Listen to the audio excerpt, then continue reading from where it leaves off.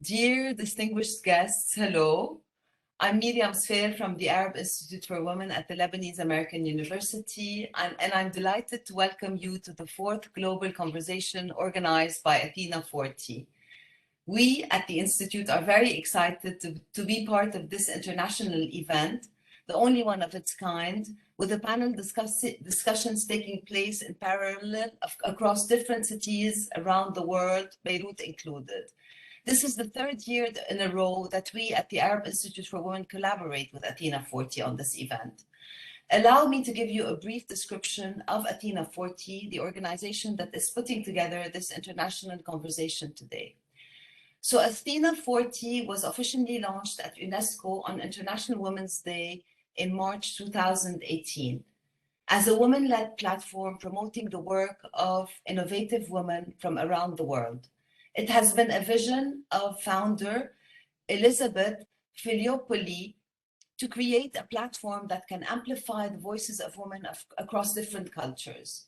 Within less than 5 years, and against a global pandemic, Athena40 developed into a family of initiatives focusing on strengthening the role of women worldwide and nurturing accountable leadership. At this very moment, some 50 leading women are part of this event, women as catalysts for resilience, diversity, and change, with an audience of more than 1,000 influencers from Europe, the US, Asia, and the Middle East and Africa, debating live today on International Women's Day. The conversation in London is hosted at the Conduit Club, and we will soon connect with them. In such an uncertain world today, we are looking to see where the major challenges and opportunities for women lie, and how can women promote peace and collaboration while getting on decision-making positions. So we will now watch together a brief video of what Athena40 is about, and then we can begin. Carol, we need to play the video.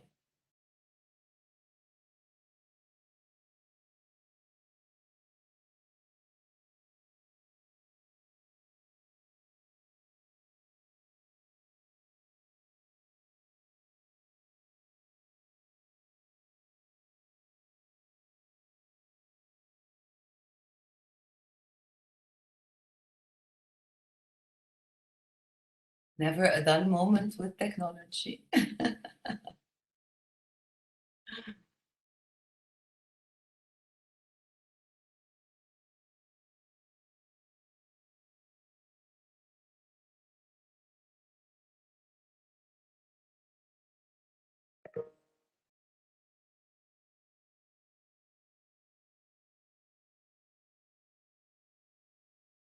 Welcome to Athena40.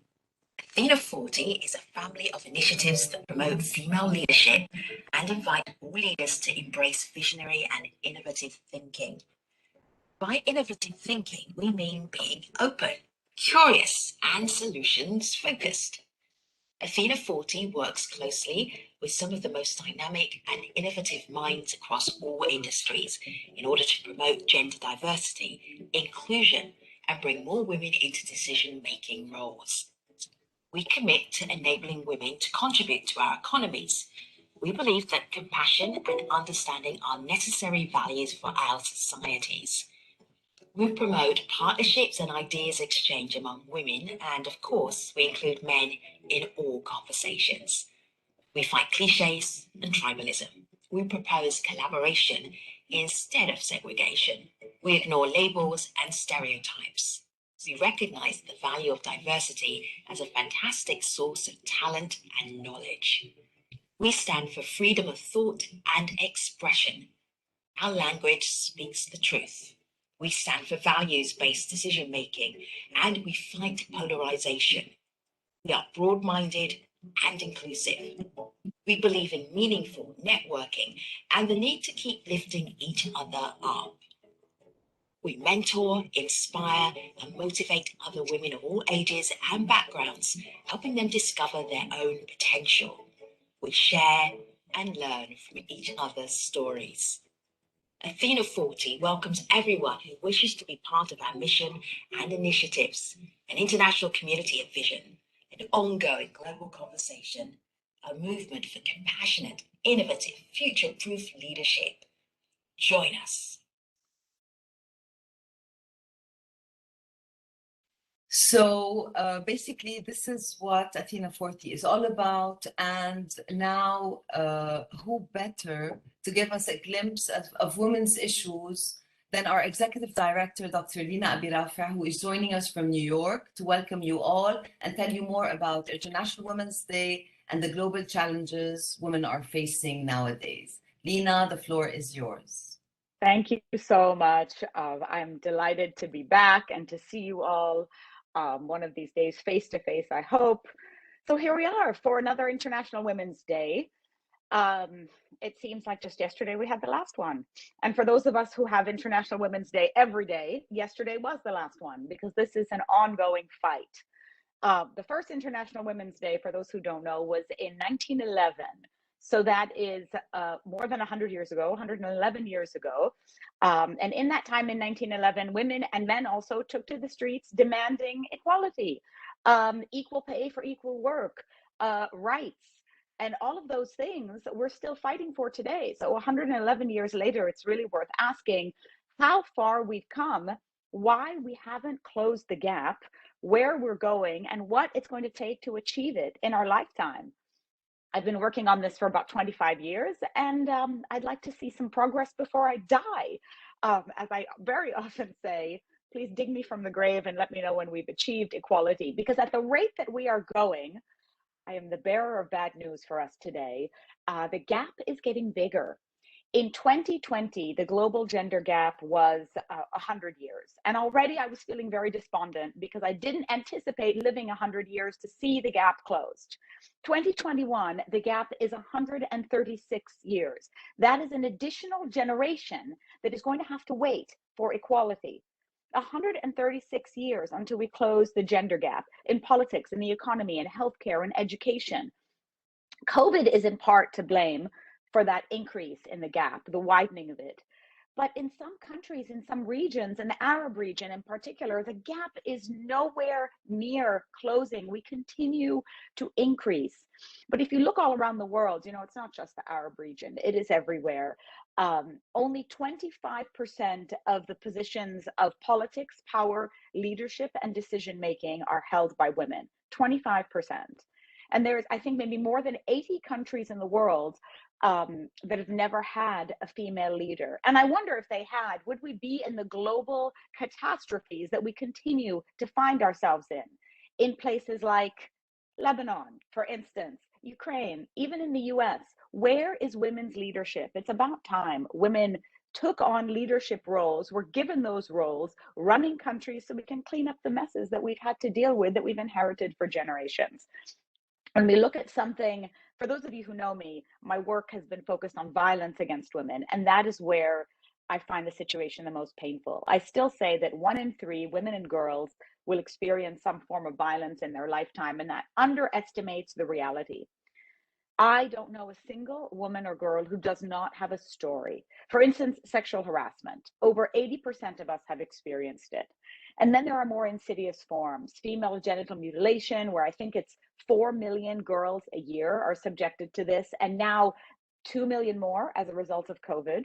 Girl-child marriage that happens at the rate of 40,000 girls a day or something like that. 40,000 girls a day are married under the age of 18. And that is going to increase as a result of COVID, and already has, because seemingly that is how we cope with the global pandemic, by further punishing women and girls.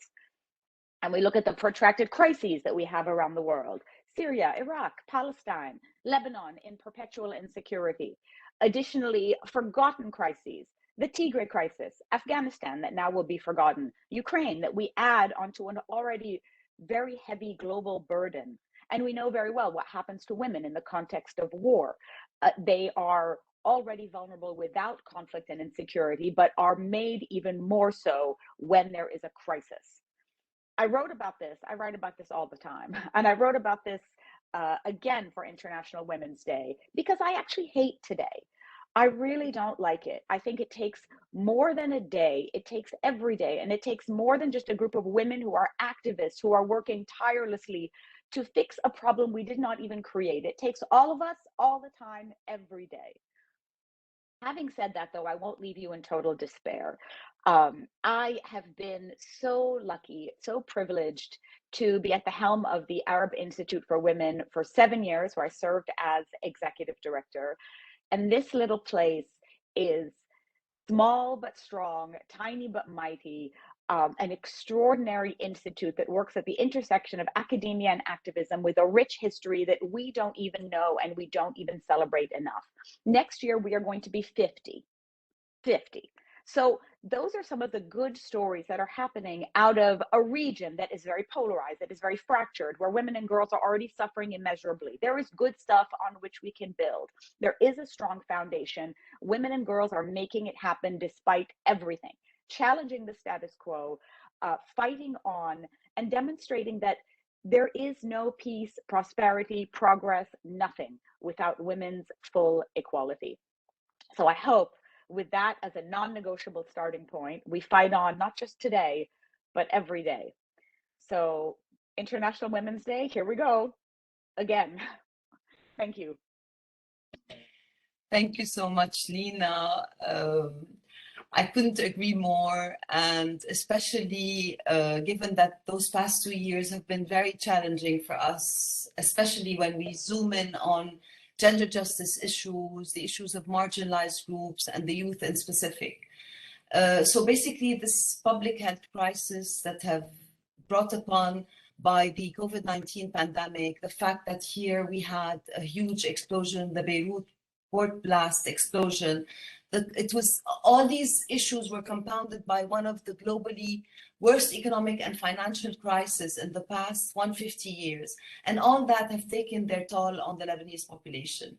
All these factors combined culminated in the World Bank Lebanon Economic Monitor ranking Lebanon's financial and economic crisis in spring 2021 among the top 10, possibly third most severe crises the world has witnessed since the mid-19th century.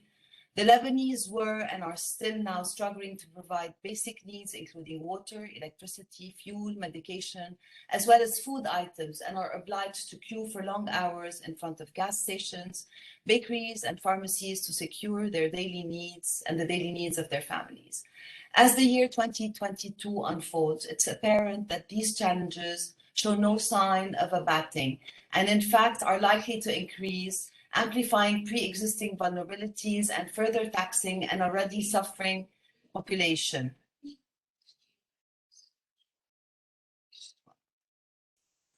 This is the other panel that's taking place. So basically, in times of insecurities and crises, the rights of women and girls and marginalized groups are the hardest hit. In Lebanon, and despite the bleak situation we are in, women, as always, are leading the change and countering the structural barriers that lead to their discrimination, and are at the front lines, heeding social change movements, campaigning for the amendment of laws, and fearlessly speaking out against gender discrimination. Now more than ever, especially with the upcoming elections that are supposed to take place in May 2022, we need to intensify our efforts and take action so that no one is left behind. We need to think and rethink the future and impose a new design, a gender-balanced paradigm that prioritizes and localizes the needs of women and marginalized groups. We need to serve as watchdogs, making sure that gender is mainstreamed and a gender lens is imposed in everything that's being done on the level of education, health, the economy, human rights, social protection, to mention a few. We also need to capitalize on the youth. They are our asset and our future. We need to mobilize our efforts to address the challenges that they are facing today and to avoid the brain drain that is costing us a lot. We need to help them develop and advance their feminist agendas in the making and help them take action and claim their space and make their voices heard. We, the ones who made it our lifelong mission to fight for gender justice, should always build partnership and form strategic collaborations to fight the pervasive patriarchy infiltrating all our lives, endorse feminist demands, and push for gender justice. And that's exactly what we do at AiW and much more. Engaging in global dialogues to raise awareness and rally action is a priority. And so I'm delighted to introduce you to some exceptional change makers who will share their stories and insights with us today. We have a great lineup, women who are pioneering in the groundbreaking work that they do, mostly behind the scenes. Their work and activism have broken gender barriers and many more, and have highlighted the essential role women can play in bringing about change in a region so resistant to change. I will start with Rym Badran. Rym is our student. She's the founder of Girl Up Lebanon, a girl-led organization working on advancing girls' rights, skills, and opportunities. She currently serves as Girl Up MENA regional leader and as a member of the She Decides Youth Accountability Panel. She is completing her Bachelor's of Law at Paris 2 Assas, and her Bachelor's of Arts in Political Science and International Affairs at the Lebanese American University. Then I have Rachel Dore-Weeks, is the head of UN Women Lebanon. From 2018 to 2019, she served as UN Women's Deputy Regional Director for Arab States, and from 2016 to 2018 as UN Women's Regional Advisor on Peace, Security, and Humanitarian Action for the Arab States, a role in which she worked closely with the League of Arab States, regional actors, special envoy teams. Rachel has worked at UN Women for 11 years. In addition, she's worked at UNRWA and has worked on issues related to human rights. She's worked with NGOs and has worked on issues of peace and security for the past 16 years, including regions like, and she's worked in regions like Afghanistan, Rwanda, Yemen, Jordan, Egypt, and now she's in Lebanon, and we're lucky to have her. She's a partner of AiW. In 2010, she served on the drafting team of the Secretary General's 2010 report on women's participation in peace building. I also have with me Dalal Mawad, who is an independent award-winning Lebanese journalist. She currently works for CNN in Paris as a freelance senior producer. She is also a part-time professor at Sciences Po in Paris, teaching video journalism.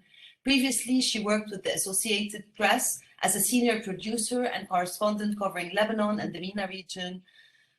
Her AP bylines have been published in the Washington Post and New York Times. She was at the forefront of Lebanon's 2019 protest, as well as the Beirut blast of August 4th, 2020.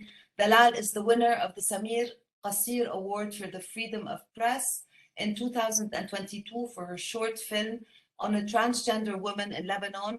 Many of her stories were top performances at the UNHCR and picked by various broadcasters, including Al Jazeera, CNN, Al Arabiya, and others. She also produced for the team of UNHCR Special Envoy Angelina Jolie. Previous to her work at the UN, she was an air reporter with LBC, a Lebanese broadcaster, where she mainly covered human rights, gender-based violence, and environmental issues. She broke the story of child abuse in Lebanon's Catholic and Orthodox churches, and between 2012 and 2013, Dalal worked as a deputy news editor for Al Jazeera English in Doha, covering the war in Syria. Rahi also is with us, who's a colleague. She's a feminist researcher, writer, and co-founder of HarassTracker, an initiative to fight the normalization of sexual harassment in Lebanon. Since 2008, she has been working at the intersection between advocacy for gender justice and the production of critical knowledge around relevant themes.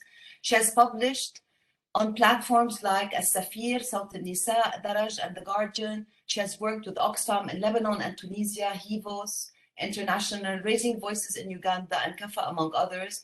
Over the past 5 years, she has worked on several feminist research projects with the Arab Council for Social Sciences, exploring themes of gendered resistance, sexual harassment in Lebanese universities, and gender oral history archiving. She currently serves as the researcher with the Arab Institute for Women on a project that attempts to understand the forms of anti-feminist backlash in Lebanon. I'm sorry, I have to stop here because we're connecting to the other panel. And then as soon as we're done introducing you to the 7 cities where the conversation is taking place, I will get back to you and start asking you and drilling you with my questions.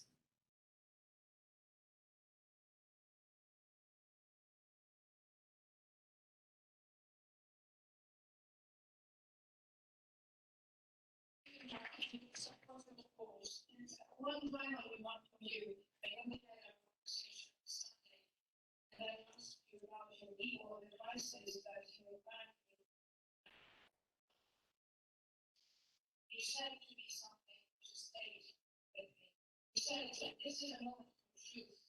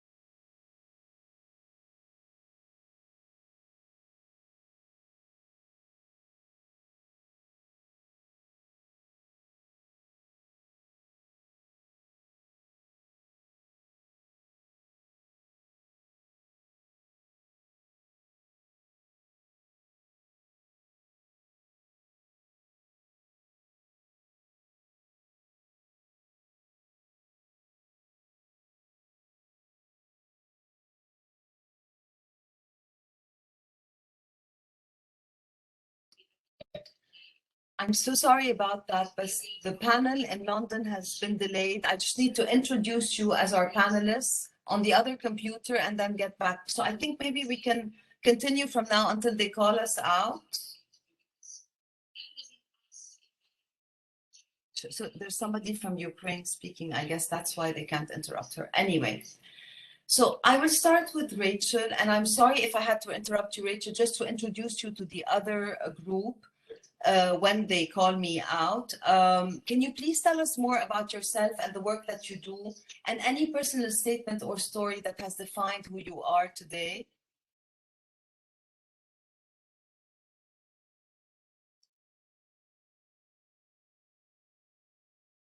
Sorry.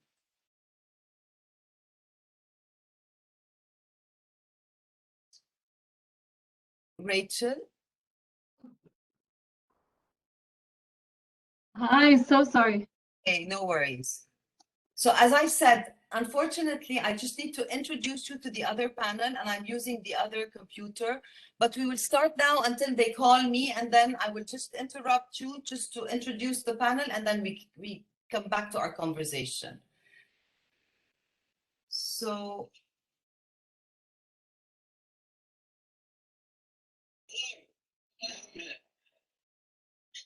Hello, can you see me? okay, sorry, Rachel. Yeah, that's a shame because it's showing and I'm looking very good. Okay, my video is recording, or rather is showing, but there seems to be a technical issue. So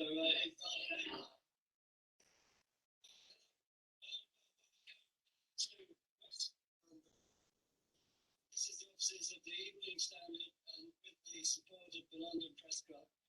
You can see a panel of 5, and we're being chaired by Carol Stone, who is the former BBC producer. And So they're introducing the different panels taking place. Society of Editors. We have Nimco Ali, a columnist,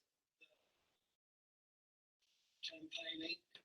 And we have Anna here, and Anna is content editor Standard. So all of these panelists are very much supporters of the ethos of today, and hopefully will be sorting the world's view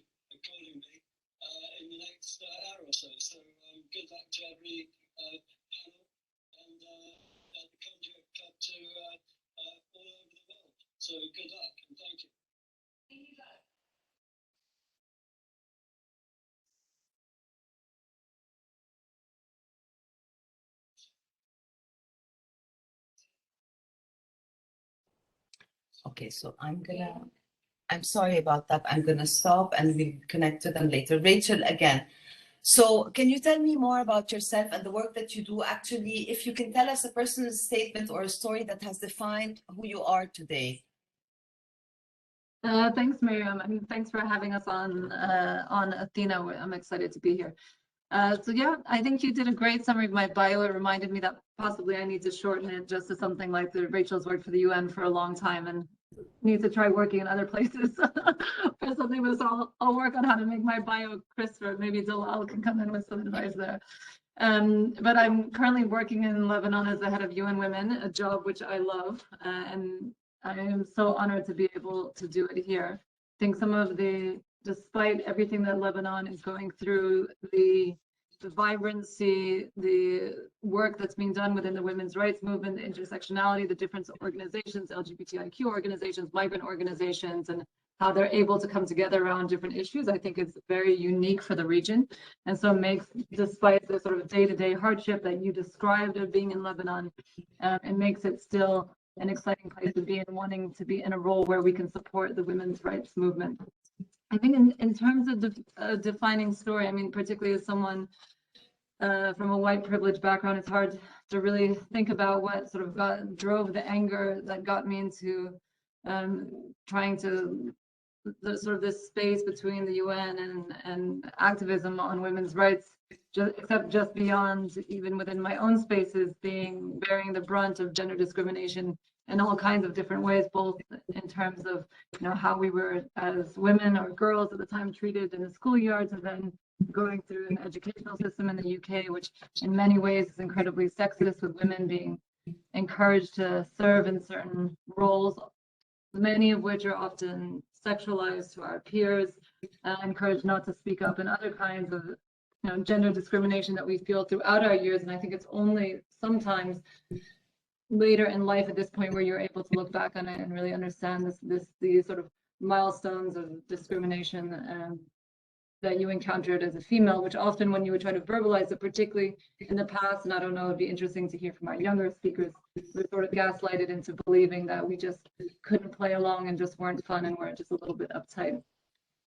So I think it's just the accumulation of all of that got me to where I am today, where every time I've tried to veer off into another direction to work on something else, my heart brings me back to working on women's rights. So thanks for having us in this important conversation.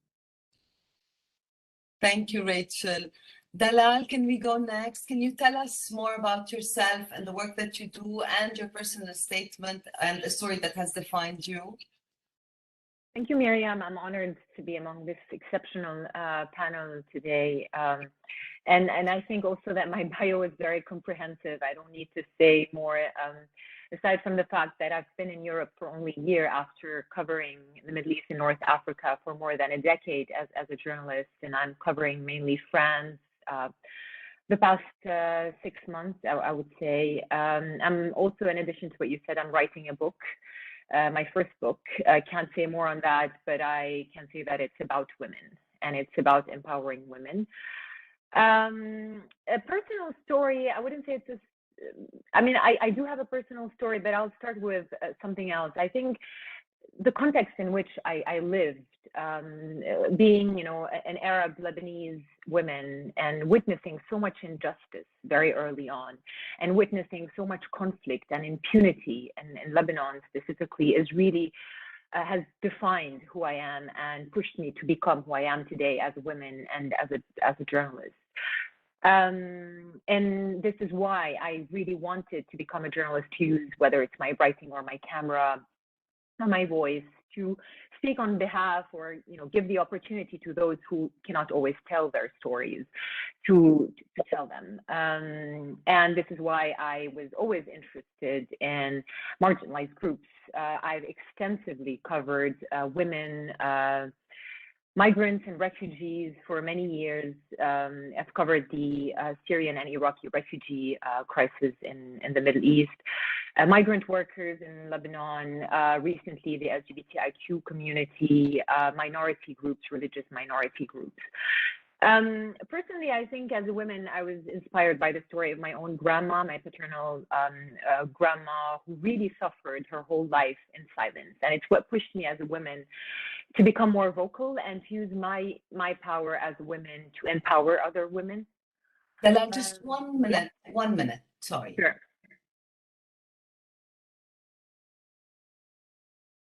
Okay.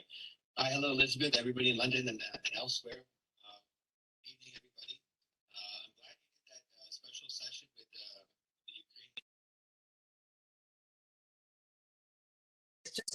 Ukraine. Because they wanted me to connect. It's okay. I'm sorry. You were inspired by your grandmother.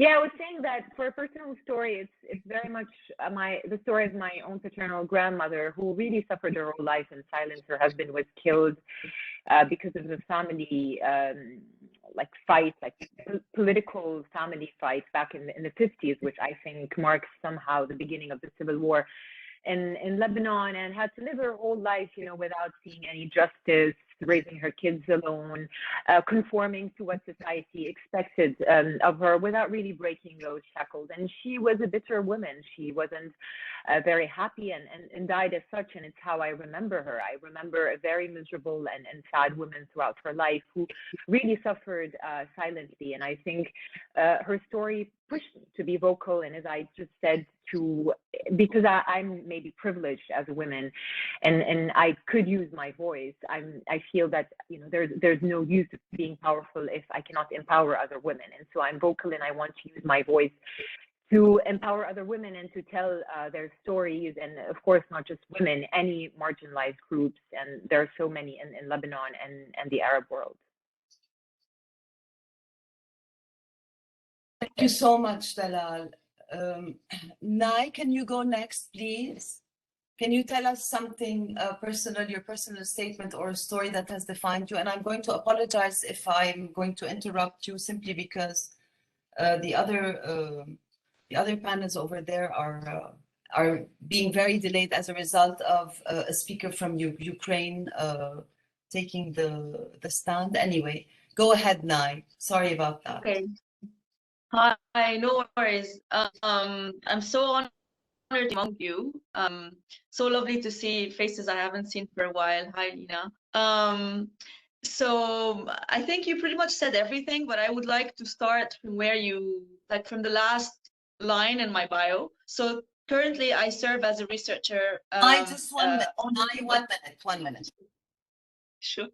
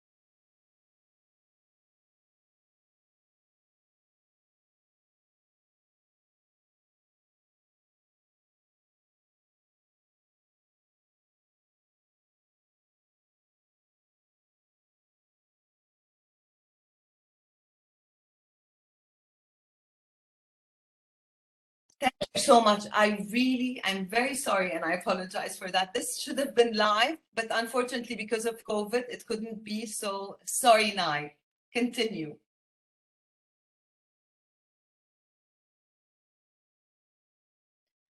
Yes, so I just want to say it's a great experience to watch this like twice. I'm talking to you here, but I'm in the office at the institute where I work, basically, and I can hear all the commotion outside. So just want to let you know that's great. So I want to start my bio with where you left off, actually, Myriam. So currently I serve as the researcher on a project with the team of the Institute for the Arab Institute for Women at LAU.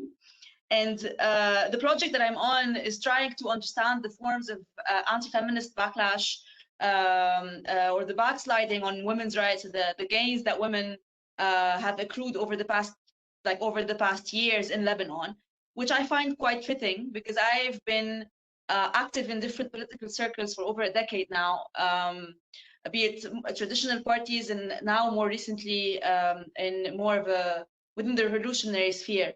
And so I think I like to think about my work as a, as operating on multiple intersections. So the first intersection is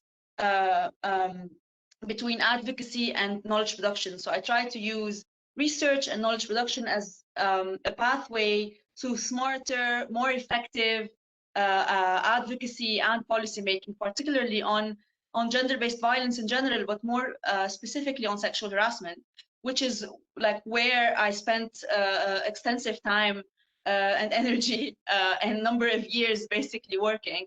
I try to work produce knowledge on more grounded concepts that have to do with women's socialization and their families and women's socialization in the communities, so we can better create interventions that would target and effectuate change. And the second intersection is between gender and politics, where I really frame my interest and my work as an attempt to redress the almost global and deep misunderstanding of politics and the narrative that keeps trying to mainstream gender in politics as if gender and politics are two fundamentally different notions, and as if there's an innate opposition between women and politics and being in a decision-making circle. So in that vein, I worked previously with HIVOS on auditing gender auditing political parties, and currently I try as much as possible to push with my feminist agenda in the political circles I'm active in. So that's it. Thank you, Nai. Thank you very much. And finally, Rym. Hi, Rym, our youngest panelist. Rym, can you tell us a bit more about yourself? Yes, first of all, thank you so much for having me. Hello, everyone. My name is Rym. I'm a first-year student majoring in law at Paris de Panthéon-Assas and in political science and international affairs here at LAU. I would also like to introduce myself as a young intersectional feminist in progress, so I'm still learning more about this movement and I'm really enjoying it. So I'm also the founder of Girl Up Lebanon, and we are amongst the very first girl-led initiatives, not just in Lebanon, but also in the Arab world. We focus on advancing girls' rights, skills, opportunities. We mainly work on advocacy relating to girls' leadership. Also to join Dalal, I think the story that defines me just being Lebanese girl, and especially growing up, when I first opened my eyes on the world, I saw my country and economic and political collapse, and even feel like everyone tells you that, yes, you're a young person, you're about to experience the world, and the first thing you experience is injustices. So I don't think I really had the choice to not be an activist and to not get involved and to not also have this message to create Girl Up Lebanon as a platform and as a community for more young people, especially in Lebanon, to get involved, to join us, and to really work on advancing girls' rights and advocacy. Thank you so much, Rym. Thank you. And we're very happy that you're enjoying your time at LAU and you're hopefully going to intern with us at the Institute. So Rachel, back to you. So despite women's strong leadership, and especially on the level of your work at UN Women and everything that you see and the capabilities and the effectiveness, women still face tremendous headwinds in terms of biases. What are some assumptions and biases that you have experienced or you have even seen in the course of your work and the work that you do? Thanks. Speaking of the things that we have to do, my son is poking. It's okay. Crawling along the floor behind me, trying to multitask as a, No worries. as a parent and in work. I mean, I think a few things that I think many of us as women struggle with. One is around representation. And so we hear this a lot, but in terms of both how we present ourselves physically, there's just the onslaught of comments, whether positive or negative, that it's just open season to comment on how we look when we turn up in anywhere at any time, too dressed up, not dressed up enough, too much makeup, not enough makeup, and something that I think all of us have had, in any kind of role, whether it's a public facing role or not, just that it is open season for people to comment on how women look when they turn up in any kind of, and probably in any setting, but any kind of public setting. So I think that would be one. And then the contradictions or challenges around the private sphere and the public sphere. I mean, I was on a panel yesterday, and a man sitting next to me said, it's interesting that we never talk about working dads. And that is true. It's not a phrase that you hear. You don't hear the terminology working dads, but working moms is a common one, because it's not common for moms to work, or when moms do work, it's something that's noteworthy. We have to put at the end of it, they're a working mom. And so trying to, even today, navigate the ability to have a private life, and whether that private life involves having children or being in a monogamous relationship or heteronormative relationship or not. But all of that, the clash between the private and the public, I think, is something very unique to being a woman, which offers often many people from the outside feeling like they have a place to comment on the way one should live our lives. So I think those are just some of the challenges that we navigate as women when we enter into the public sphere, or enter into, I suppose, even our careers. And then I guess stereotypes, I mean, I think globally, in Lebanon, certainly all the stereotypes associated with being a woman, we are kinder, calmer, more peaceful. And then there's stereotypes associated with being a man. And those are often allocated to us as things that are natural to us, not things that have been shaped by patriarchy and misogyny. And at the same time, those things are the very root causes of the gender discrimination we see, because we are seen as being more linked to these sort of private sphere, like compassion and motherly, all of these things. We're told that these are good qualities, but at the same time, they're the root cause of our subjugation, what keeps us locked into these roles as mothers, as caring for the private space. So how do we start talking about some of these stereotypes, make it clear that often women do bring these attributes with us, more willing to listen, more empathy, more willing to compromise, more willing to make alliances. But that isn't about any innate characteristics we have. That's the result of years of subjugation, of working on the periphery, and having to build up these listening, compassion, empathy skills if we want to get things done. Yeah, I agree. Dalal, can you go next? Yeah, I want to make a comment on what Rachel mentioned regarding, always we go after the physical appearance of women, and that's very common in the media as well. As a journalist, I can speak of that. How often would you hear a media outlet commenting on a politician's outfit or makeup or hair?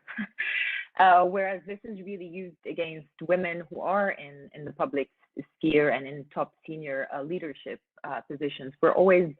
Our bodies, the way we look, is always used against us. And I think this is obviously a sign of weakness, but it also assumes, an assumption or a stereotype that, women should really take care of the way they look, like the standards of beauty are important, and it's something that we grew up with. I'm not against that. I put makeup on. I care about how I look and how I get dressed, but it doesn't limit me. It doesn't define me, and it shouldn't define me as a woman.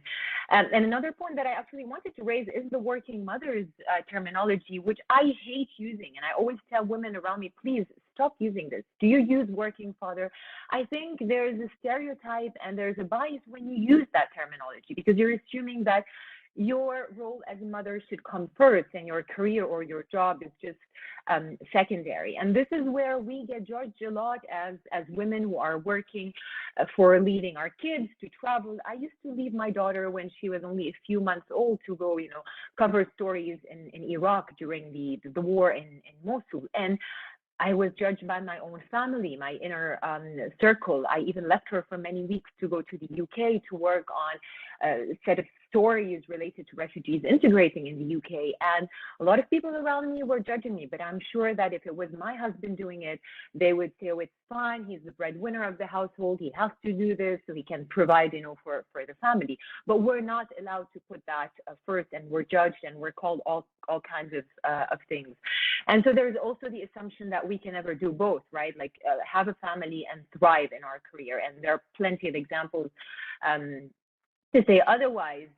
It's just that we need the right support system, and we can talk about this later on. And without that support system, no, it's impossible. A man can't do it either. And again, the bias that we are physically and morally weaker. And for someone who's been to conflict zones, for example, as a journalist, I'm not a war reporter, but I have been to conflict zones. I've faced that from other men where, women were always a minority in a group. I was probably the only woman, for example, when we used to go on missions in Iraq. And I would push myself really physically just because I was worried about what the others might be thinking about me, that, I'm weaker, I can't take a certain physical setting, whether it's the extreme heat or, a conflict zone.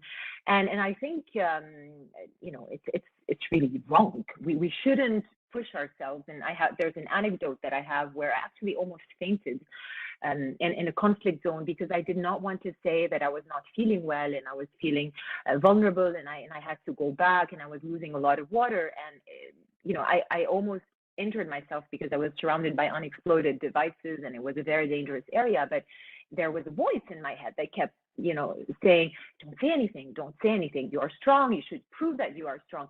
And that's wrong. I shouldn't push myself to prove that I'm strong, but it was a very challenging environment, and it's okay to be vulnerable in certain settings.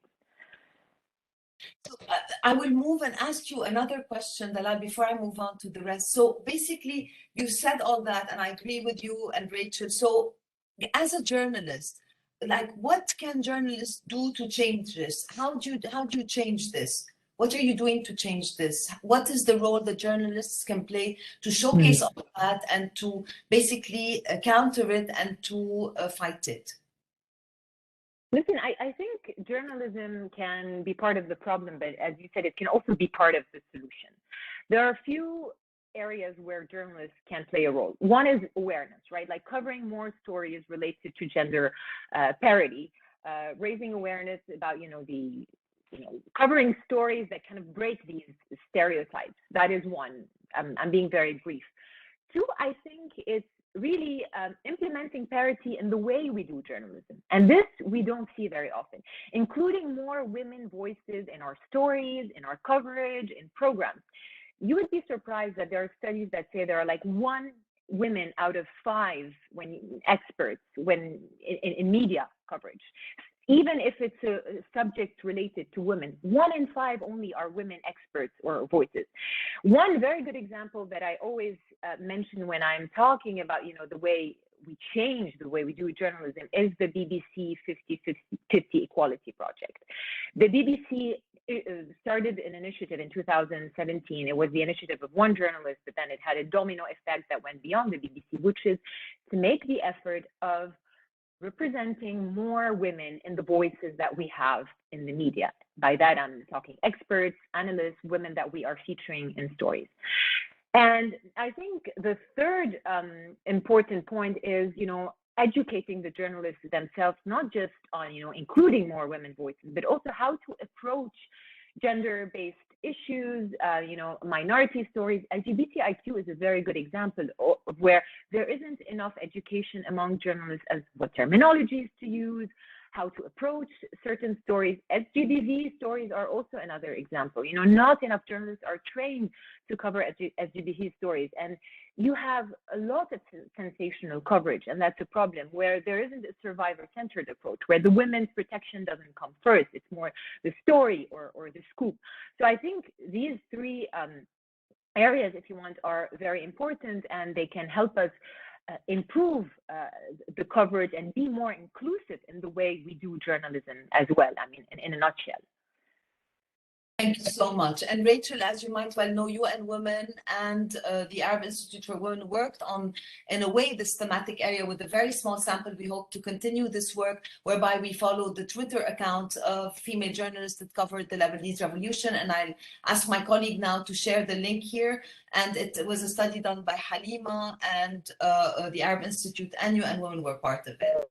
So Nai, I will move to you, and basically I'd like to hear from you about some assumptions related to biases that you've experienced and portrayal of women in the media, etc. Nai, the floor is yours. Yes, I think I wanna continue from where Dalal has ended, on the fact that, like, maybe this is not a stereotype, or this is not an assumption that we run into, but it's more the efforts that the way we go out of our ways to basically prove these assumptions wrong. And I see this more in politics than in any other arena, where of course, I mean, the confidence gap between men and women, particularly in politics, is glaring. So you would find plenty of men who are not necessarily good at negotiations, or are not necessarily politically savvy as they claim to be, or as they are seen, but they're much more confident about, you know, what they have to offer, and, you know, that they're basically a gift to the world, when actually you'd find many women, and you'd be surprised, you'd find many women in the ranks of these political groups that might be more politically savvy, might be more competent when it comes to political relations, when it comes to negotiating stuff, than men. But at the same time, you don't find them coming forward to take on these responsibilities. And I find this, but at the same time, when it comes to having a particular image of this political party, or these political parties trying to look progressive, and to look, you know, feminist, and to look great, basically, they would be pushing these women to take on more roles, and to, for example, run for elections, or to be on the media more often, when in fact they are not necessarily given the right tools, or the right resources, or the sufficient attention earlier on. So I feel that there's this confidence gap between men and women, particularly in politics, because this is where I'm hanging out these days. So there's this confidence gap on the one hand, and on the other hand, there's this pressure on women to appear more, and to be at the forefront, just for this political party or political group to look good, or to look gender balanced. And I feel that, I feel that I see it every day, particularly now. I also see a lot of, and I think this is a related point, I feel that women, particularly also in politics, maybe also in academia, have more of this imposter syndrome kind of thing, more than their peers, more than the men.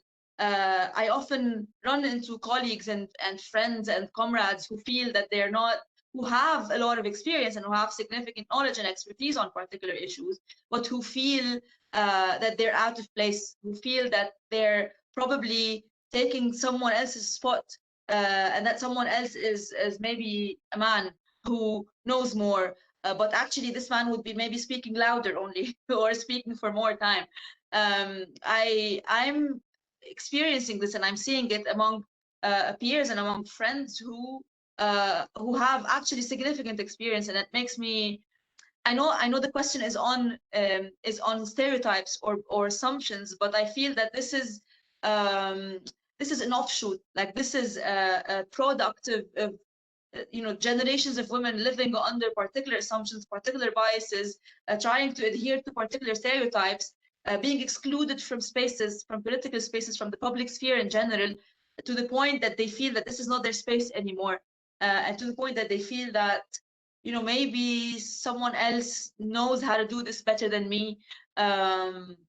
and then bearing the brunt and the pressure of comrades in the political party asking them to, like, you know, come forward more, speak more, raise your voice, be in this and this meeting, when she had spent years living under this feeling that she's maybe inadequate for it. Yeah, I don't know if I Can I add answered the question, something but I feel on that? Yes, Dalal. I think what she's raising a very important point. This confidence crisis as a journalist is partly coming from the media coverage of women. When you're not using women as voices of expertise, analysts, as leaders, when you are not painting them in leadership position, in an empowering manner, and using a positive narrative that revolves around women, then you are contributing to this crisis of confidence. Because I don't see growing up enough women on TV speaking about politics or taking leadership. Then I'm gonna grow up thinking that I cannot make it. This is a man's job. Men are always going to be more vocal. They're going to do much better. So really, they're two sides of the same coin.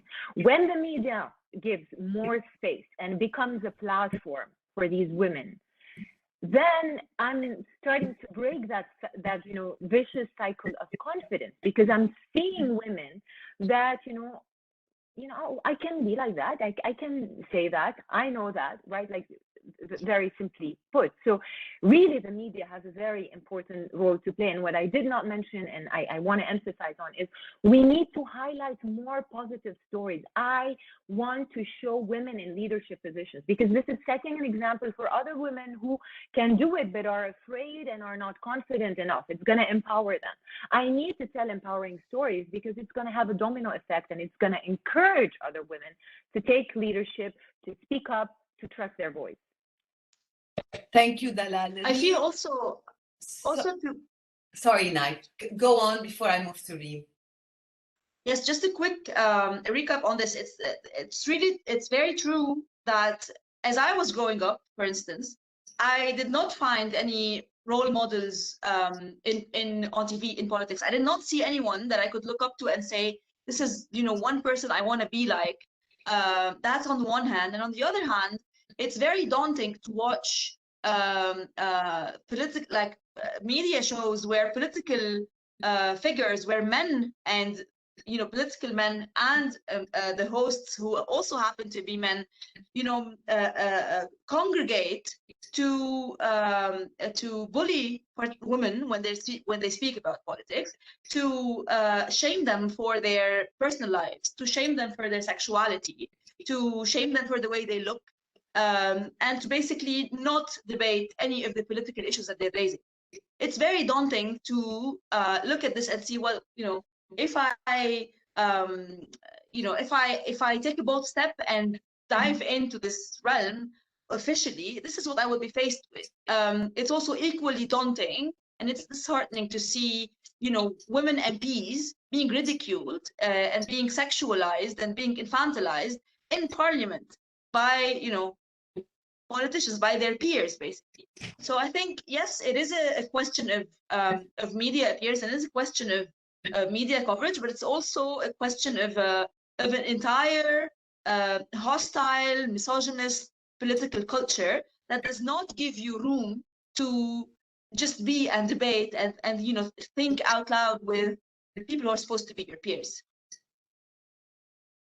Agreed totally. I want to hear Rym's opinion on that, and I want her to tell us more about some of the assumptions and biases that you've experienced. And Rym, I know that you basically led a campaign at a very young age related to migrant domestic workers and the stereotypes that they face, etc. Can you tell us more about that and give us your opinion? Rym, the floor is yours.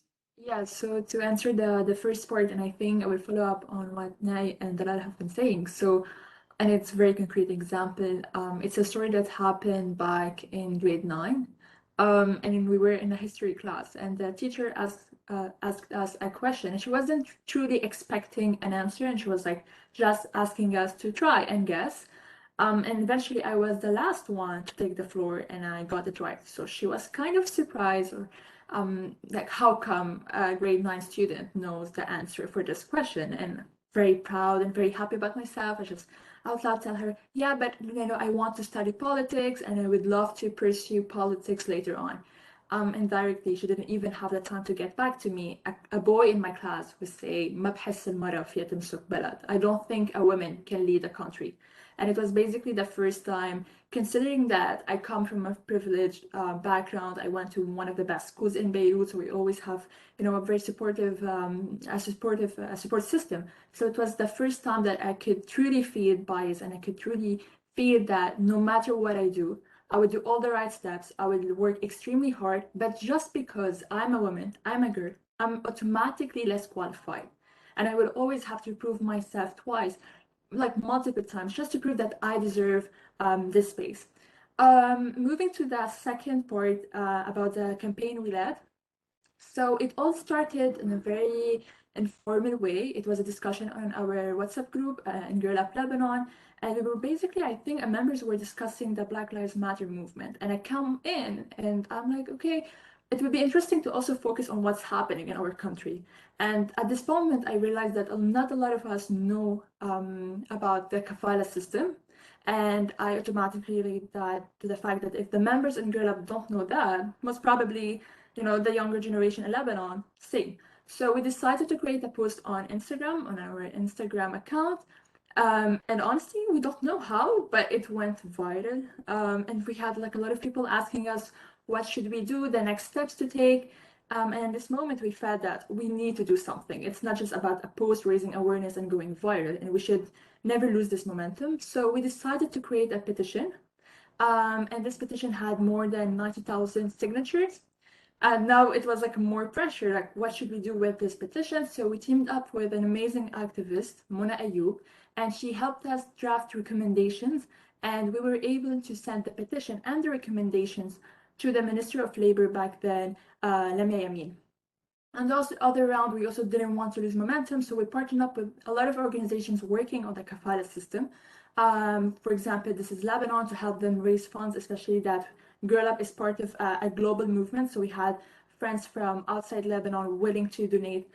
So we kind of built links between these organizations abroad and organizations in Lebanon working to find the assumptions related to the kafala system. We also worked on a student campaign, and it was a very short video we worked on, and especially to relate to draw patterns between what the Lebanese have been experiencing today and what we've been doing to migrant domestic workers for decades in our country. Maybe we can share the link to the video as well over here and to the Insta page. So really very interesting conversations. Rachel, I will go back to you. So we've seen some backsliding in basically hard-won gains for women in recent years. How has the rise in conservative movements, especially on the level of the fact that you work at UN Women, and the rise in authoritarianism, in fact, impacted the fight for women's rights and equality? And how do we address, or how do you address this rise in conservative values, and how do you actually protect women's rights on the level of the work that you do?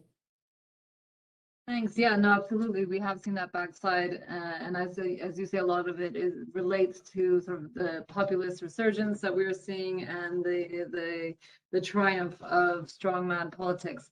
I mean, I think the main thing it does to all of us is it makes the goalposts smaller. So whereas before we used to say we were intersectional feminists, we're going to tackle every issue. And now we realize that now we, at least pragmatists amongst us, which when you're in the UN, many of us are, we say that the space is narrowing for what we can talk about on women's rights. We're getting more pushback the more we talk about women's rights. So let's now be pragmatic about what we're going to talk about and be more focused. So we automatically self-censor and we start making our goalposts smaller. Okay, if we're in specific countries where protection and empowerment is allowed, but rights aren't allowed, okay, we're going to talk about protection, empowerment, and we're going to see if we can get some gains there. We're going to avoid talking about rights. In other contexts, it might be LGBTIQ issues. Okay, we're not going to tackle that because we see this sort of onslaught as women's rights issues get pushed back, and we're going to instead focus on economic empowerment. And I think we've seen that for sure. If we look at language from, you know, all kinds of things coming out of the Security Council to other forums, we've seen that self-censorship and a narrowing of where we take our political risks. And I think the way the things that we have to do, particularly those of us that are in positions like within the UN, where we have some kind of, you know, good offices and political capital, and there's no easy answers, but I think a lot of it revolves around courage, around reminding ourselves of the need to be brave and constantly widen the goalposts when we find ourselves, when we see ourselves self-censoring ourselves and our partners and others. And it demands that we use the political capital that we have to call out bad behavior when we see it, because until we stop allowing people to get away with these continued attacks on women's rights, and that certainly doesn't mean that they'll stop, but unless they feel that there will be accountability for them attacking either women's rights defenders or making jokes at the expense of women's rights defenders, or, you know, patriarchal misogynistic comments, we have no chance of trying to stop that from happening. Thank you, Rachel. Dalal, can you go next? Yeah, I mean, I'm going to speak based on what I've seen as a journalist covering the Middle East and North Africa. I think the rise of, you know, authoritarianism is definitely leading to a silencing of many voices advocating for women. That includes journalists, so imprisoning journalists, shutting down media outlets, imprisoning activists, organizations, whether local or international organizations, who are working on empowering women and marginalized groups. And for some reason, Egypt comes to my mind. You know, it's been one of the stories where I've seen this firsthand. And I think all of this obviously is going to also affect women's political representation in power, because also authoritarian leadership doesn't leave space for alternative political parties who would be advocating or you know, empowering women. And the impact, based on what I've seen, is really at different levels. But when you don't have enough political representation, for instance, in parliament, you're not going to have legislation that protects women. That Lebanon is a very good example of that, especially when it comes to violence against women. We've seen the 2014 law was, you know, really the fruit of the hard work and labor of NGOs. It was an imperfect law, still is implementation-wise. But I mean, what do you expect from a parliament that's mainly, you know, controlled by men? Men are not going to push for the women agenda. We don't have a lot of feminists men in Lebanon or in the Arab world to say, oh, they can lead that. I don't know about solutions, but also, again, as a journalist, I think there are two things that we can do. Maybe, you know, for those who are outside, to continue supporting grassroots feminist movements.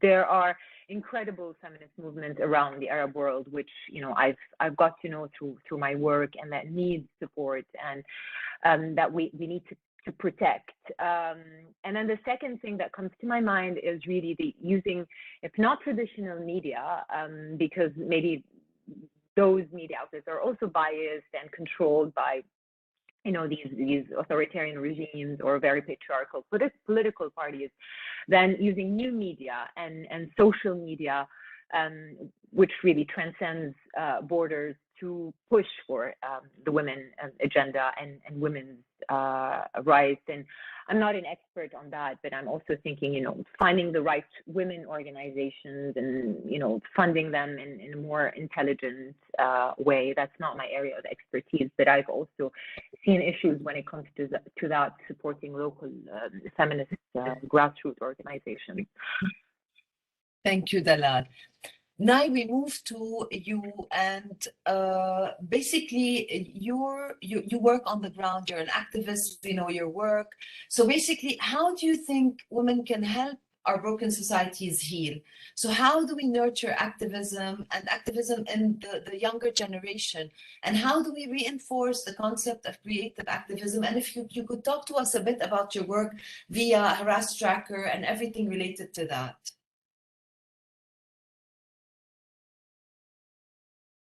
Myriam, I had a hard time hearing you.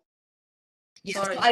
I will repeat. It's okay, no problem. So basically, you work on the ground. You're an activist. You're invested. You basically care about what's happening on the ground, and you're politically invested as well. So on the level of our broken society and the fact that we're not faring well in Lebanon, how do we nurture activism in the youth, and how do we reinforce the concept of creative activism? And I want you to specifically talk to us about the work that you do via HarassTracker. And how do you make people care more? Your take on the whole issue of sexual harassment and HarassTracker and the work that you do, please. Okay, so that's a pretty broad question. And it's interesting because we rarely have this, we rarely have opportunities to really sit back and reflect on the work that we've been doing. But I think one interesting thing to actually do, and I think this is something that has proven to be effective in some degrees. So as Dalal just said, turning our eyes and our attention to the availability and the existence of social media platforms that enable us to reach specifically younger generations of people who are not jaded yet, who have not given up yet on on the situation of the country, and trying to reach them through that would actually be one way of going about it. And here there's a personal story that I would like to share that's not necessarily specifically tied to how do we really nurture activism, specifically on sexual harassment and gender-based violence. But I feel that, so for those of you who are not aware of the story, so a few months back, a group of adolescent students from Tripoli have outed and shamed their teacher, who's a serial harasser, who's a predator, basically, and who did not only shame this man, they also lobbied the administration of the school to actually fire him, to actually relocate him or put him somewhere else, or at least hold him to some degree of accountability. And I feel, and this was a surprise, a pleasant surprise to me, because I had assumed that all of the work that, maybe over 5, 6, maybe a decade long work on sexual harassment, on trying to explain that the only people who can define what sexual harassment is those who are being subjected to it. So not the media, not Zaven, not the parents, not the school, not the church. So it's only them. And to our pleasant surprise, these girls come out, and basically we see videos of girls and boys at the entrance of the school, inside the office of the director, basically talking with their full hearts boldly about why this man is a predator, and why he needs to be held accountable, and why he needs to be out of their school, and telling the director to his face that he's actually he's actually a harassment apologist, and what he's doing is a form of patriarchy and of exclusion. And to me, if that signals to something, it signals to the fact that there still is some sort of hope. I normally don't like to use this cheesy narrative that the authorities in this country, the people running this country, have broken our sense of hope and our sense of what tomorrow is going to bring to us. But really, the moment that I saw these girls, I felt that hope was in part restored. And I think it is instances like these that keep nurturing our activism, and that keep fueling us. Although, I mean, I wouldn't say, I wouldn't want to be the person saying, well, every single girl who's being shamed, or who's being sexually harassed, or who's being bullied should speak up and should defy all the authorities and speak up, because not every person is in, the circumstances can be different, and not everybody has the same courage or stamina or ability or support system to be, to be talking about it. But I think instances like these show us that it's now more acceptable, and it's now more common to hear girls speak up about the concept of consent, about the concept of harassment, about the fact that they have boundaries, and about the fact that, you know, their bodies is theirs, and, you know, not even the teacher can, you know, somebody with high authority like a teacher can come close or can tell them that, you know, can gaslight them into thinking that this was not predatory action, that this was not an assault. So I feel that instances like these show us that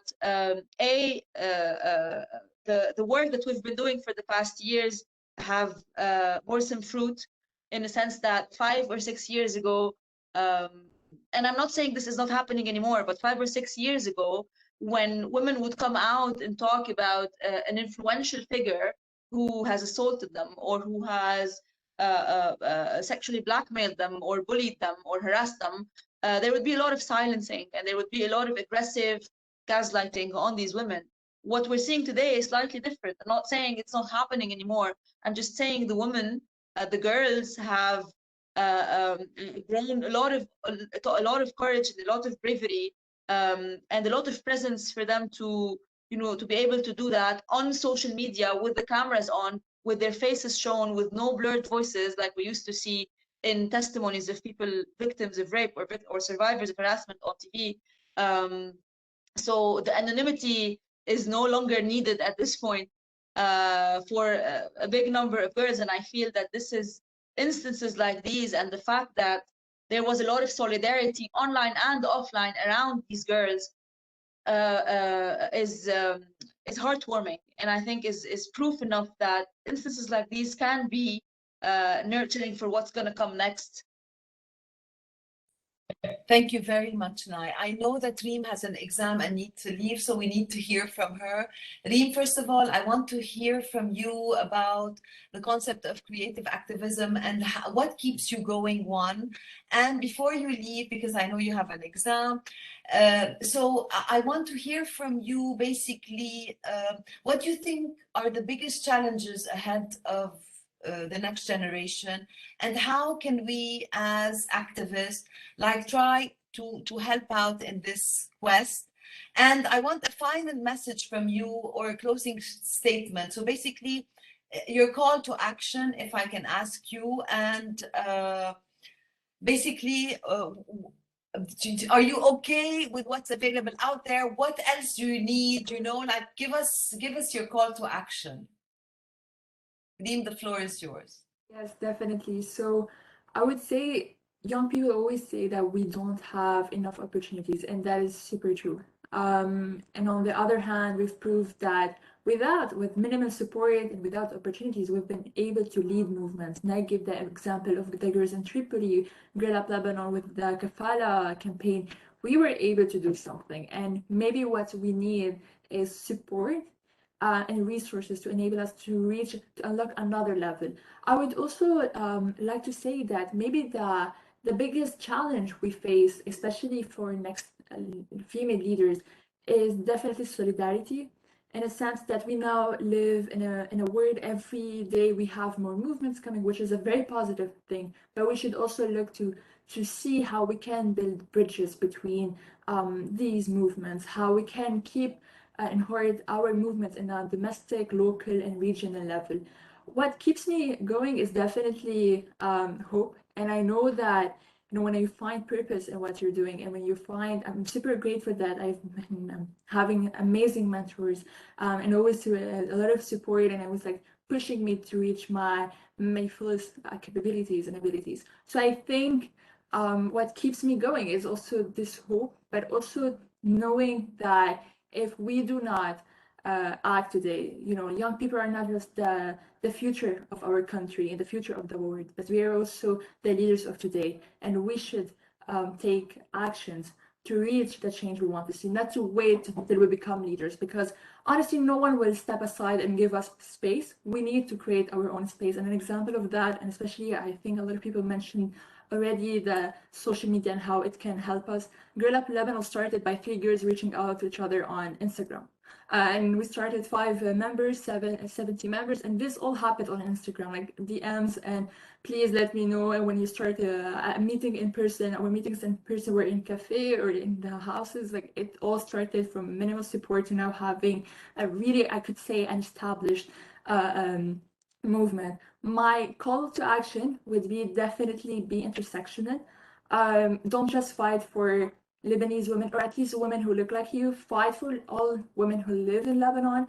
Fight for all women all over the world. We've seen it every time there's a challenge in the world. We need solidarity. We need intersectionality. We never needed it more than we do today. Also, never hesitate to reach out. Put yourself out there.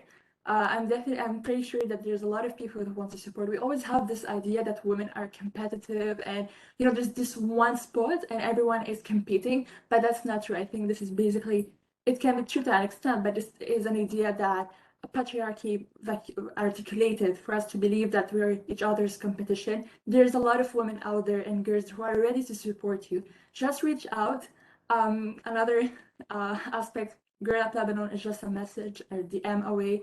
So definitely reach out, be intersectional, be open-minded, and that's it. Just put yourself out there, try. Just definitely try. I mean, when we started our Kafala campaign, we didn't even know that we would go viral. We just did small steps, and that led to something big. So that's my message. Thank you so much for having me again. I'm sorry I have to leave, and thank you again. I hope you have a great rest of the panel. Thank you so much, Rym. Thank you for joining. Good luck on your exam. I'm sorry, I will have to stop in like 3 minutes to connect and give them an update of what we did in this panel. But I will move on now to Rachel. And basically, Rachel, given your experience and the work that you do, what, according to you, are the biggest challenges for the next generation of female leaders, if we are to say? And what's your final message or closing statement? And then we open the floor for questions after I report back to London. So Rachel, the floor is yours. And I know you also have a rich panel as well that you're participating in, so you need to go. So I'll have to run after this too. Thanks for hosting us. I mean, I think this continued upswing in populism and the use of military force, the fundamental ask of most feminist movements is demilitarization, increased spending on healthcare and education, increased spending on social protection. And we're moving away from those goals currently. We're moving to much higher defense budget spendings, much more unilateral military action.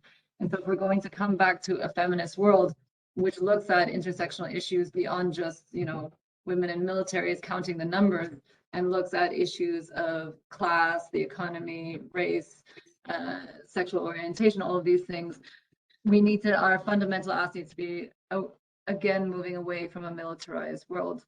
And so how do we regroup, look at the structures that we have today, look at what has worked in the past, and think about how we're going to sort of take on the current onslaught of military action. Thank you, Rachel. Dalal? In terms of challenges ahead, I think really women, especially in Lebanon, need to go beyond social activism. I think there's a ceiling that we've reached, and very few women are trying or succeeding at breaking that ceiling to enter politics and top leadership positions. So we need more women in top leadership positions for sure. Another challenge would be to be more assertive when we're asking for money. I know women don't do that enough. So equal pay, but also asking for more money when we think we deserve that. And I think sexual violence. I think, the journey is just beginning. Talking more about sexual harassment, sexual violence. As a journalist, I've experienced that. I know a lot of colleagues who have, whether it's in the workspace or online, on social media. And it's limiting women. I know women journalists who even decided to quit their jobs because of the bullying and the harassment they've gone through. So I think these are, three big themes that will define the future of women and how we move forward. I don't know if you want me to also leave a final message. Yes, please. Yes. I think this might sound simple, but I think it's very important. Just want to tell women that the first challenge, first and foremost, is really yourself. So we are imbued with misconceptions about ourselves very early on, about our place in the world, the limits of what we can and cannot do, and we need to overcome that first. We need to break that and really speak up, trust our own voice. I don't see a lot of women who trust their own voice. And then, only then, when we overcome that and we really get rid of these barriers, can we compete with men. And I want to join what Rym said, is that please stop fighting other women. That's what patriarchy wants you to do. I only see, especially in the Arab world, women competing and fighting with other women. Our opponent is not other women. So we need more women to women support, and we need to empower each other. That's it. Thank you. Thank you, Dalal. Nai, I will let you go. I don't know if we're connecting, but I will have to interrupt you. I'm sorry if they ask us to connect. Let me just check 1 minute, Nai. I hate this, but anyway. I wish we were doing this in person.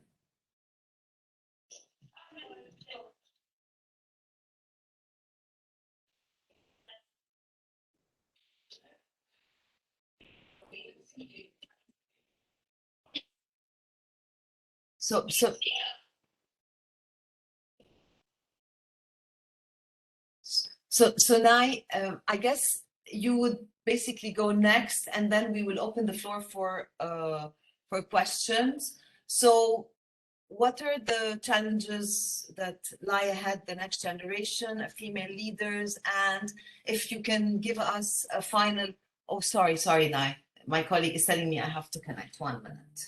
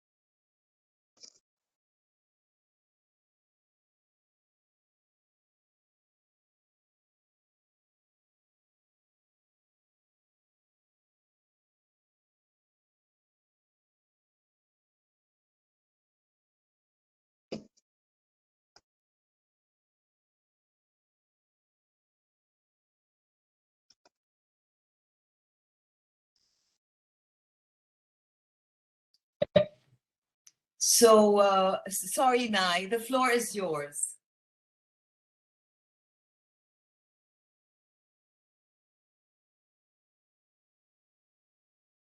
Okay, can you hear me? Yes. Okay. Okay, so basically, if I want to start with the two, for me, the two most fundamental challenges at the moment for us in Lebanon is in terms of sexual harassment issues, in terms of sexual assault and sexual violence, there needs to be a sort of collective responsibility taken on. So you know how we often hear people say, oh, we don't have a law for sexual harassment, or, oh, you know, we need to teach our boys how to act, we need to tell women what to do.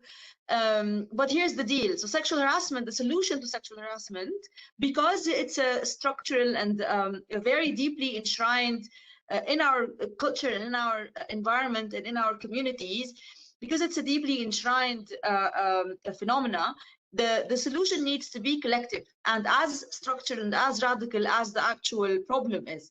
So it is everybody's responsibility to make sure that accountability mechanisms are in place to prevent the normalization with sexual harassment. So the problem for us is not that sexual harassment is, well, prevalent, because we know that sexual violence is affects 1 in 3 women in their lifetime. We know this, the numbers are out around on our present. But the problem is the way we approach it is very myopic and unifocused. So the solution is not that we need to have a law. The solution is that every single entity, so public transport, universities and schools, the media, churches, houses of prayer, everybody, everywhere needs to be doing their job on this. So recently in 2018, there was a study, a small-scale study on employers in Lebanon, and it turns out that 15%, only 15% of a sample of over 100 institutions, of over 100 corporations have sexual harassment laws in place. So we cannot keep talking about it without doing anything, and just putting the cornering the problem into one minute detail, such as having a law. Because if we have a law, because we do have a law right now, and it doesn't, it's not helping, in the sense that if the problem is multi-sectoral, the solution has to also be multi-sectoral. Also, if we add the layers of why the law is not working on this, if we add the layer of distrust between security officials, between the state, between the entire apparatus that is in charge of enforcing the law, and our and the people, and basically women, you find that there is no room and there is no context for the law to be applied at this point. Specifically, that particularly this law does not talks about how women should go to police stations and should report harassers at work, without necessarily implicating corporations and employers in having sexual harassment policies in place. And this is a very crucial detail. So if we're not able to implicate all of the sectors of society in this fight, there is no point of fighting it. So challenge number one is the failure to seriously invest in collective accountability on this, from the state to like the smallest coffee shop around the corner. And this also entails taking this violation seriously and understanding and acknowledging that this is actually a crime. So that's one. I think the second challenge would be, and this is more related to political empowerment, women's political participation, is the fact that we need to understand that feminist action should be holistic. So it cannot be quantifiable. We cannot say, so the approach that says, oh, we need 50% of the parliament to be women, or we need to have as many women as we have men in decision-making circles, is futile, and it does not go anywhere if the approach of these women is exactly the same, is identical to the approach of the people who have been in charge for decades now. So being feminist in politics does not equate having more women around. Of course, it might help, but being feminist in politics is realizing that the entire system is built on injustice, the entire system is built on exclusion, and the entire system is built on misogyny. And I think these are the two main collective accountability for all crimes related to women and violence against them. And second, thinking of feminist action in politics as a holistic paradigm and not as a quota issue or a quantifiable problem. Thank you so much, Nai. So this has been really very, very inspiring, really. And I have a question in the chat. So basically, this is from Mirvat. Hi, Mirvat Rishmawi. The assumption that women playing a more leadership role in political parties, public bodies, or journalism, etc., may be problematic. One, these women are not necessarily by definition feminist and carry a feminist agenda. And two, there is also a very important leadership role that women play at smaller community, local level that needs to be encouraged and acknowledged. Please comment. Sure. It is true. This is exactly what I was trying to say. I'm sorry, I took someone else's turn, maybe. No. I think it's open for everyone to comment. I think this is exactly the problem with with the women or the groups or the groups that are asking, that are demanding, or that are benchmarking the number of women in parliament or the number of women in leadership positions everywhere as an icon or a beacon of being feminist and being progressive, which I think is really not the point. It's really beside the point to actually. So if we really want to be feminists in politics, we need to address all the vulnerabilities and all the intersections of power systems that are putting people at disadvantage, from sectarianism to classism to racism to sexism, and all of these are enshrined in the political and the legal system and the legal codes in our country. So it doesn't help us to have another woman who is technically, a replica of her male counterpart in terms of how she thinks and in terms of her economic and political and social views. And I'm not saying this to say we need to be easier on the men who are in parliament, because to me, if one claims to be feminist, they need to also walk the walk. So also be able to put forward laws that elevate the interests of the people, and specifically those who are, the most vulnerable and the most marginalized. Thank you, Nai. Dalal. Yeah, I mean, I completely agree with Nai. It's really not about numbers. If these women are not adding anything and they're not contributing to progress. But I think, especially in the case of Lebanon, it's a governance issue. It's wider than just like a sexist or gender issues, that these women, just like other men in parliament or in government, are being parachuted by sectarian, patriarchal warlords and political leaders. They're not independent. Even if some of these women might be feminist, they might be progressive, they're completely dependent on that politician's agenda, and they follow the orders. So this is the problem, is when we're parachuting women, maybe because, as been mentioned before, the party wants to look good. They want to make it look as if they were progressive and advocates of austerity when they're really not. So this is one problem. And to answer the second part of the question about, work at the local level, yes, of course, there are women that are, if you want, in the shadows that we don't hear much about, who are doing amazing local initiatives. And I think this is what I also meant when I say the media needs to shed light on stories like that. These are empowering stories. They're part of the positive narrative around women. But what I wanted to say when I mentioned that we need to transcend to really overcome the social activism feeling, because I feel like women in Lebanon are kind of stuck to that. There isn't enough being done when it comes to political leadership. And women who are coming into politics, based on what I've seen, are coming with a very much an NGO mindset. And we need to overcome that. Politics is very different than running an NGO. I mean, I'm sure coming from a grassroots movement helps a lot, and a lot of politicians go through that path, but they need to go beyond social activism and community work. Politics is not just about that. Agree. Lina, do you want to comment on that, or do you have anything else to add? Lina there. I'm here. I'm on mute. I wasn't prepared to come back in. You want me to make comments? I mean, I think you've heard from some trailblazers and feisty feminists and firefighters. But, I have to ask, here we are again for another International Women's Day, having the same conversation amongst ourselves. Who's here? Who's here that isn't part of the converted? Who's here that isn't drinking the Kool-Aid every damn day?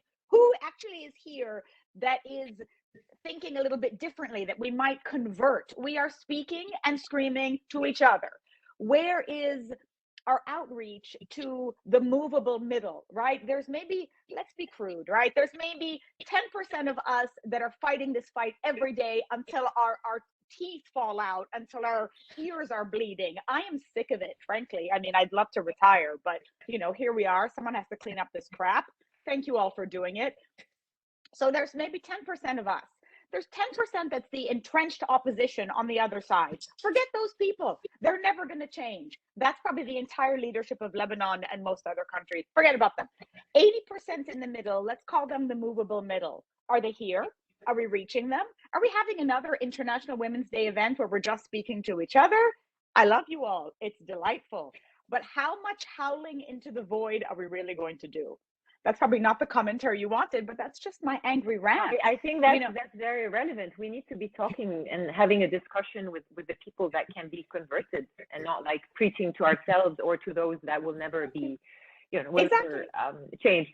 But I mean, I wonder why these people are not part of panels that we're on every International Women's Day. Maybe they are on other panels. Panel? But Dalal, you know what I wonder also, is it a panel? Is it something like this that is part of the traditional kind of modus operandi, what we do all the time? Let's have a panel, let's discuss it amongst ourselves, let's lament, I mean, this and let's go back to an example. It has to be, it goes beyond that. I think we need to be also operating offline. I mean, there's got to be a different way to reach those people. I don't think, you know, having a panel on women's rights is going to attract those people, because the people who maybe don't know, don't care, don't move, don't act, but could act, are like, oh, I'm really dying to join this panel. Of course they're not. No, they have never said that. So I think there has to be some creative way to reach those people, and let us take our energy and our action and our anger and direct it there, instead of, you know, look at, we've been here 2 hours talking to each other, and that's important to rebuild and reconnect, and you know, so this kind of serves as a feminist fueling station. But what comes after?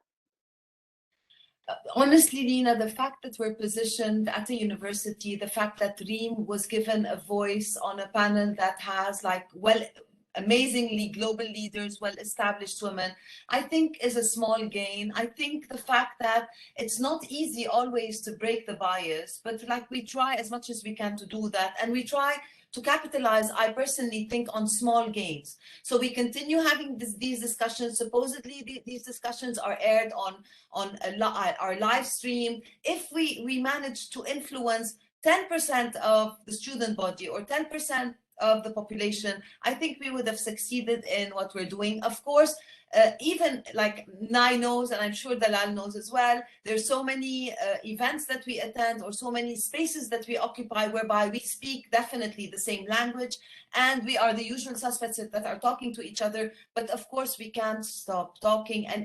And the fact that we are, and we had a lot of our a lot of our participants, part of the student body, I think would a bit make a difference, simply because some even students, like for instance, what Rym was doing, or let's say the fact that HarassTracker exists, for some people, they don't know about that. They don't know that Dalal was able, for instance, to do a documentary and win an award about the LGBTIQ community, and somebody from the LGBTIQ community. So I think we need to continue talking and capitalize on small gains, at least on the level of Lebanon, because, yeah.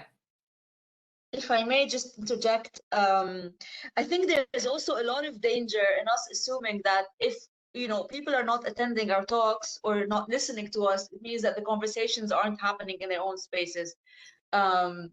I know, and I'm not the biggest fan of, you know, women in traditional political parties in Lebanon, especially those who have not reassessed or reviewed their positionalities, you know, vis-a-vis everything that's happened in the past 3 years. But I know that these women are waging battles and are fighting the fight inside a very male-dominated, masculine, chauvinistic, misogynist space.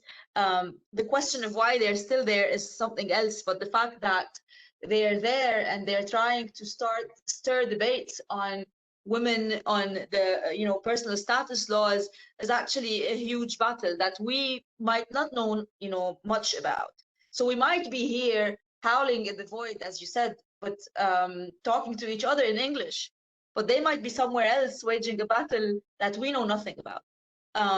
So I think the challenge goes both ways. Like, yeah, we need to include a lot of people, but we also need to do our homework in a sense. Let's go and find these women who are not self-proclaimed feminists, who might not be speaking several languages, and who might not be well-traveled, and who might not have access to the internet, and see what they're up to. And I think many of us are doing this, but in different ways. And just trying to recap on the small gains kind of point, because I know that even if we don't know about them, they are there and they're making their own gains in their own spaces. Okay, and I have a comment from Mirvat again, but these spaces of us talking to each other are important because we try to think together of new approaches, and we always learn a lot from each other. This is a lot of work of reaching out and converting. Okay, so basically, let me see if we have any more. Okay, this is Jennifer. Hi, Jennifer. In my experience, too many women and men don't want to get their hands dirty with politics. Politics is deciding who gets what and when. How can we encourage women, especially young women, to go into politics? I think the definition of politics here is not very accurate. It is not just who shares the cake and who gets what part of the cake. That's maybe politics in Lebanon. So maybe we need to, first of all, give an accurate and better definition of what politics is, which is really being at the service of the public, looking after the public good. And it depends on what role you have in politics. You are a lawmaker, you are a minister, you are a civil servant. There are different things that you would be doing. I don't know about few men wanting to get their hands dirty in politics, maybe, but I think that the problem is still very much among women. And I'll tell you one thing, look at Finland. This is a nation that is run by women, with a prime minister and a government of all women. And today it is leading when it comes to the sustainable development goals. This is a country where the quality of life is just excellent when it comes to health, education, water, energy, peace, poverty, you just name it. It's young women who are leading the country. So I'll give you this as an example, and maybe ask you to think about it, and maybe that would convince you to change your mind. It's just our image of politics in Lebanon is so distorted because it's just so corrupt and it's so sectarian, that itself is discouraging for everyone to get into politics. But politics is not that. They've just managed to distort what politics is really about. And yeah, there are some excellent examples of women leaders around the world. Another example is in New Zealand, Germany, where women have made a big impact in politics. Also on that, I feel to make politics more appealing to women, other women should see women on the media, like in public platforms. I think the media here, I totally agree that mentioned earlier, that women should be highlighted, or should be given the platform more. But also, like a small point on the side, I think political mobilization and political work at the moment is not the most straightforward thing to do in Lebanon, be it for men or women, the youth more particularly. I am part of a group called Rahi, and what we try to do is we try to redefine politics, as Dalal said, because we see that there's a lot of misunderstanding and exploitation and abuse of the word politics, and it's so far from the actual definition of what politics should be. But the problem is not only related to women. Maybe it's more exacerbated when it comes to women joining the ranks. But I think there's a very deep problem with newly founded political parties or new political organizations trying to get people on board, because people are in general are disheartened and jaded and not really, and exhausted and not really into wanting to be involved more. So I think for one, we need to have a broader overview of what would it take for people to be more politically mobilized today, because I think this is also in essence it touches on also men's mobilization and contribution. I mean, in the youth and in the new political groups. But and that's one, and two is linked to women being given platforms and being given space for other people to see that it's possible to be a woman and to be politically involved and to be on negotiation tables. So yeah. Thank you so much. I don't think there are any more questions. Honestly, this has been really, really interesting. I apologize for interrupting whoever I had to interrupt. It's been stressful linking to the two computers. Maybe next year we would do it in person and have you all in the same room, and then we can connect together to all the cities instead of you being on your computers and us having Zoom fatigue. So as I said, this year was related to supposedly the hashtag was breaking the bias and encouraging everyone to challenge and call out gender biases and discrimination and help create an inclusive world for everyone. I know each and every one of you on this panel is doing that in the work that she does, in her activism, and I salute all the efforts despite basically the disheartening situation that we're in and the fact that we can't change much. But I think, as I said, maybe we should capitalize on small gains. At least that's what I do, so that the fight is more bearable. Thank you everyone for joining. Dalal, thank you so much. Thank you for having me. Thank you, Lina. Thank you so much for joining with us. Yalla, bye everyone. Thank you.